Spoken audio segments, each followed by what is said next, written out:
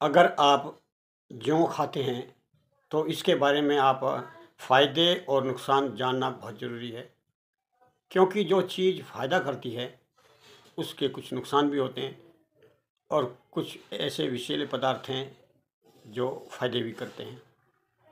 तो आज जौ के फ़ायदे और नुकसान के बारे में बताएंगे और क्या हैं इसके गुण और अवगुण। वीडियो शुरू करने से पहले आपसे मैं एक गुजारिश करूंगा कि अगर आपने मेरा चैनल सब्सक्राइब नहीं किया तो सब्सक्राइब कर लें, ताकि आपको वीडियो मेरी मिलती रहें। और अगर आपको पसंद आए वीडियो तो आप इसको लाइक करें, अपने दोस्तों में शेयर करें और इसमें कमेंट में ज़रूर बताएं कि आपको ये वीडियो उपयोगी लगी या नहीं, कैसी लगी। अब चलते हैं वीडियो पर। मैं डॉक्टर रविंदर बढ़ान, गुरु आयुर्वेद क्लासिकल से। जौ एक पौष्टिक पदार्थ है। इसे इंडियन सुपर फूड जो हैं उनमें काउंट किया जाता है। जौ में काफ़ी पोषक तत्व हैं, जैसे प्रोटीन है, मैग्नीशियम है और जौ में फाइबर भी होता है। इसकी तासीर ठंडी होती है और ये कफ और पित्त को शांत करता है।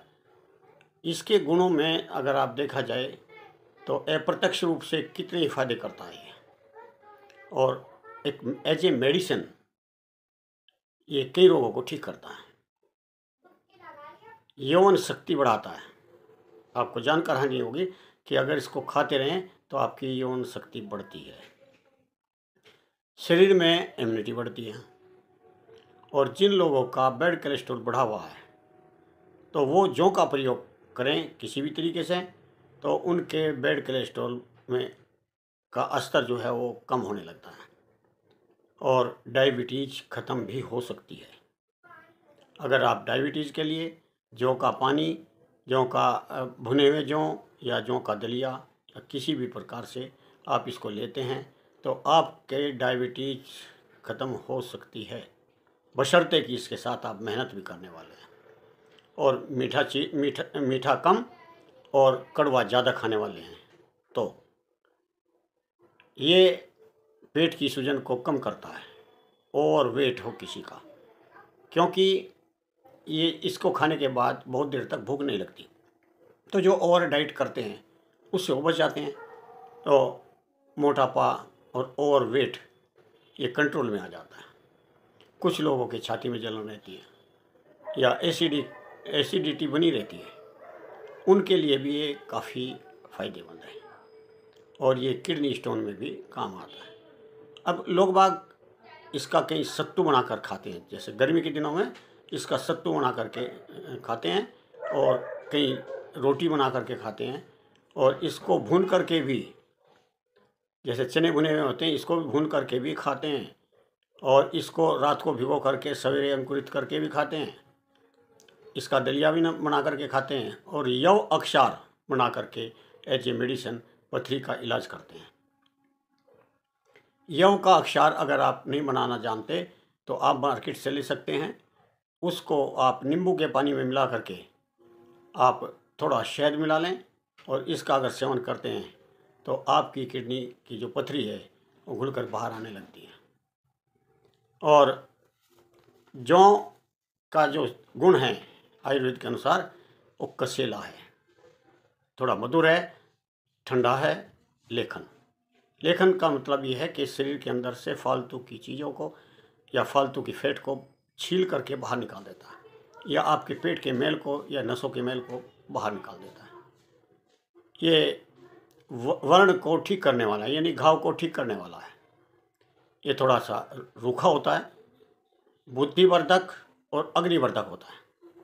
अगर इसे लेते हैं तो आपकी बुद्धि तीव्र हो सकती है और अग्नि यानी कि पाँच का अग्नि, शरीर अग्नि में सबसे मेन है पाँच का अग्नि।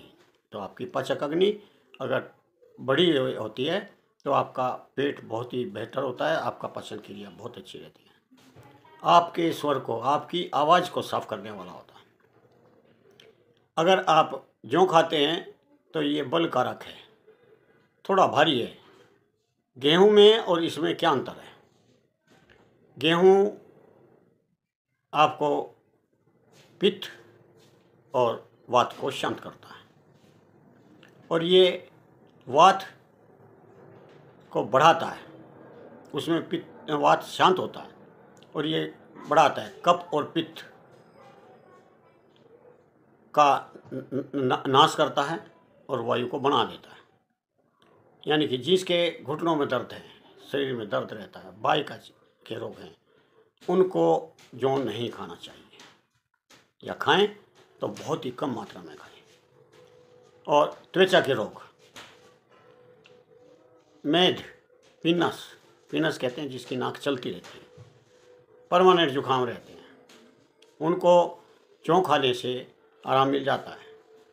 फालतू की फेट है उसको छांट करके बाहर निकाल देता है। जिन लोगों को श्वास और कांस पुराने हो जाते हैं उनको जौ का प्रयोग करना चाहिए। उर्व स्तंभ यानी कि जांघें स्तंभ की तरह बन जाती हैं, उनके लिए भी जौ बहुत ही उपयोगी है। रुधिर विकार यानी कि रक्त विकार, ब्लड का गंदा हो जाना,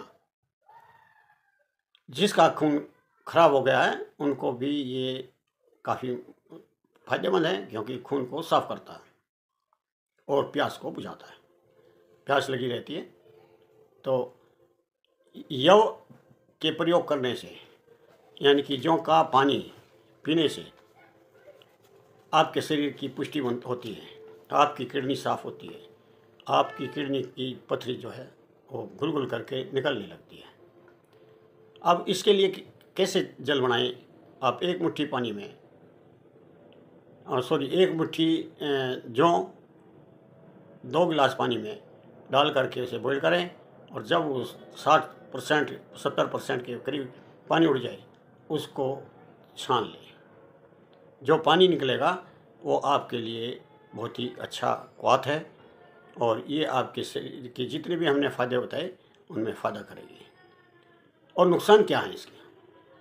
ज़्यादा खाने से आप इसको पचा नहीं सकते, क्योंकि ये भारी होता है। जिन लोगों की मंदाग्नि है और वो ज़्यादा खा लें तो बड़ी परेशानी हो जाएगी, कि मंदाग्नि वाले हल्के से भोजन को भी नहीं पचा पाते। शुगर की अगर आप गोली खाते हैं तो आप इसको ना खाएं या कम खाएं। जौ के खाने से शुगर कम होती है, कहीं ऐसा ना हो कि आपकी शुगर नीचे चली जाए, कम हो जाए। और अधिक बड़ी शुगर से ज़्यादा खतरनाक है कम होना। तो अब अपने डॉक्टर से ज़रूर पूछ लें, अगर वो आपकी शुगर बहुत ज़्यादा नहीं बढ़ी है और आप गोलियां खा रहे हैं तो आपकी शुगर कम हो सकती है, तो इसमें आप सावधानी करें, क्योंकि ये आपका शरीर पुष्ट कर देगी अगर आप तरीके से इसको लेंगे। और जौ को लोग बाग बहुत ही कम खाते हैं, या किसी इलाके में तो बिल्कुल ही नहीं खाते। उन इलाकों में ये देखें कि लोग बाग किस प्रकृति के हैं। वात प्रकृति का मतलब है चंचल प्रकृति, जो चलती फिरती है, या जहाँ दर्द होते हैं, ये भी बहुत सावधान होकर के इसका प्रयोग करें। वात प्रकृति वाले जौ का प्रयोग कम करें, और कुछ योग ऐसा बनाएं जिससे वो अपने वायु बनाने का काम कम कर दें, जैसे वायुनाशक चीज़ें मिला करके उनको खाना। अगर आप जौ की रोटी खाते हैं या उसका भुने में खाते हैं, दलिया खाते हैं, तो कुछ देर बाद आप वातनाशक चीज़ जैसे हिंगवाष्टिक चूर्ण है, हींग है, अजवाइन है, आप अजवाइन का प्रयोग कर सकते हैं। धन्यवाद। आपको मेरी वीडियो कैसी लगी आप कमेंट में जरूर लिखें।